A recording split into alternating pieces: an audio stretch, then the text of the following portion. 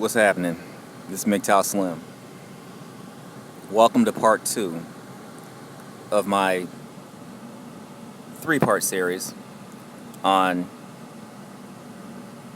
idolatry, occultism, and the Illuminati.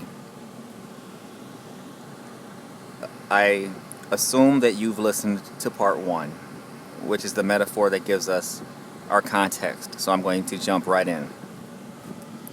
Now, we in this holding cell are cramped in. There's tons of us, and our instructions are clear, as we've discussed before. And there is a lot of chatter coming from the lifers who are surrounding us in this circular cage, talking all that stuff that they want to talk. Now, what are they talking about? What these lifers want is to get their hands on that sweet candy ass that is us. They want to do the same things to us that the hardcore penitentiary inmates want to do to the snitches, the homosexuals, and the child molesters, the chomos. Now, all of the talk that they're doing is talk based upon their extensive and almost incomprehensible knowledge of prison politics. They know who the prison guards are. They know how everything works. And so what they are talking about is this. They are telling us, especially specific ones of us that they've observed behaviors in, hey man, you can run that group. You should be the big dog. And there are those among us who are inclined to listen to this. And those who are inclined to listen will walk over to close up to the bars, and they will say, okay, tell me, what do I need to do to be the big dog? Because in the real penitentiary where these lifers live, they have big dogs and things like this. It's not all unified. They have gangs. They have Bloods and Crips.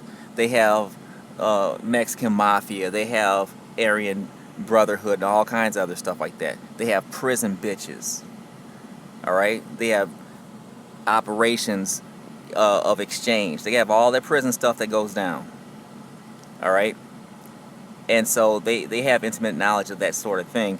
And so, every once in a while, one of these guys, from behind, one of these lifers will get the attention of one of us who have a strong desire to be a shot caller.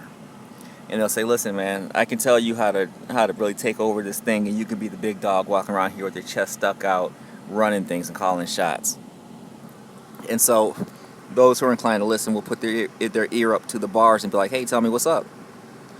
Now, this part may not come as a surprise to you.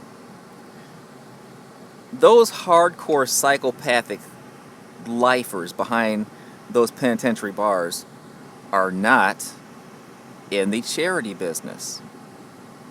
They have no intention of giving away this information for free. They want something in exchange. Now, in exchange for what they want, they will give information. Now, this information that they give is based upon real understanding, real knowledge. And it's knowledge that is common among them, but it's not common among us. In fact, it's stuff that we don't have any idea about. Okay? So it's secret to us, but it's just common knowledge among them. About prison politics, about the nature of the prison that we're in, how to work the guards, everything. And the knowledge that they have to share does not include anything supernatural. There's no such thing as that. Now, there are rumors among us the newbies in the holding cell that, man, these guys can tell us stuff that's supernatural. They can't tell us anything supernatural. They're in the same cage we are, all right? And this cage is holding everything down within this physical world, all right? So there is no knowledge that they can share that can transcend the physical laws of this cage that we're in. So that's out. That's all just figments of people's imagination. But what they can tell is how things operate within this physical world and how to maximize one's potential within this physical world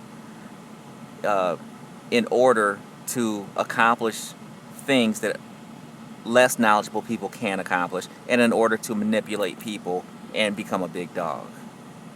All right? What I just described to you is occultism.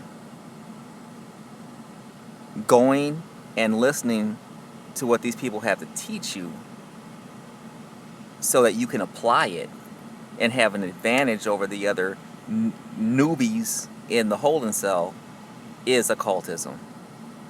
Now, as I mentioned earlier, these guys are not in the charity business. They're not doing this to be nice. They're doing this because they have an ultimate goal in mind. And here's their ultimate goal. They cannot get their hands on us. And they're never coming out of that penitentiary. The only way they can get their hands on us is for us to fail our court case and end up getting sentenced behind those bars where they are. And then they can have all the access to us they want. Okay, that's the only reason why they're even talking to us, for that one and only purpose. Now, I mentioned they're not in the charity business, and they're not going to give the game away for free. They have some requirements, and I'm going to discuss those requirements in the third installation on idolatry. Up to this point, we've covered the metaphor that gives you the basic background, and I've discussed to you the nature of occultism. I'll see you in the next segment.